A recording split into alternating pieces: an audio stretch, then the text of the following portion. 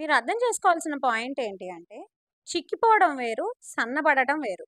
చాలామంది చిక్కిపోవడాన్ని సన్నబడడం అనుకుంటారు. అంటే ఎలాగా? తిండి సరిగ్గా తినకుండా, కొంచెం కొంచెం తిని, దాన్ని పోర్షన్ కంట్రోల్ అనుకుంటూ సన్నబడిపోతూ ఉంటారు.